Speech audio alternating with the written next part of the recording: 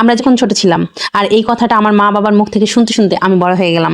ওরা যখন ছোট ছিল ওরা তখন কোনো সুযোগ সুবিধা পায়নি। মাঝে মাঝে তো আমার মনে হয় ওরা প্রস্তুত যুগের মানুষ ছিল। তখন কোনো আলো ছিল না, হ্যারিকেনের আলো দিয়ে আমরা পড়াশোনা করছি। একটা ডিম 10 ভাই বোন ভাগ করে খেয়ে পরীক্ষা দিতে গেছি।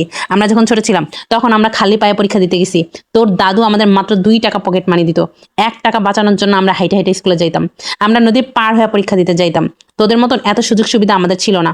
এটা এনে দাও, ওটা এনে দাও বলতেই মুখের সামনে হাজির হয়ে যাচ্ছে। আমাদের সময় তোর দাদু একটা জামা বানিয়ে দিত, তাও আবার ঈদের সময়, সেটাও ছিল থান কাপড়ের, একই সিট সবার। তখনকার সময় আমরা এত মেকআপ শেকআপ করতাম না, একটা আতর পাওয়া যাইতো সেইটাই লাগাইতাম। এসব লিপস্টিক টিপস্টিক কিচ্ছু ছিল না, এত ক্রিম বডি লোশন আমাদের সময় এসব ছিল না। আমাদের সময় কোনো জেরক্স মেশিন ছিল না, হাতে লিখতাম, হাতে পাড়ার বাচ্চাদের টিউশন পড়াইতাম, ওই টাকা দিয়ে আমরা বই কিনে পড়তাম। তুমি যদি কোনো কারণে বললা আজকে পড়তে যাইতে ইচ্ছা করতেছে না, বাস তাইলেই শুরু হয়ে যাবে, কি পড়তে যাবে না মানেটা কি? এত টাকা পয়সা খরচা করে তোকে পড়াশোনা করছি। আমরা যখন ছোট ছিলাম তোর দাদু আমাদের বই খাতা অবধি কিনে দিতে পারে নাই। পাশের বাড়ির বড় ভাইদের থেকে বই ধার এনে পড়াশোনা করতাম। আমরা যখন ছোট ছিলাম তখন চীনের প্রাচীর টপকায় পড়াশোনা করতে যাইতাম, রাস্তার ল্যাম্প পোস্টের আলোতে পড়াশোনা করছি। আমরা যা যা করছি না তা তোরা যদি করতে যাস তাহলে পিছন ফাইটে দালান হয়ে যাবে। বুঝেই পাই না তোমাদেরকে এত কষ্ট করে পড়াশোনা করতে বলছিল কে?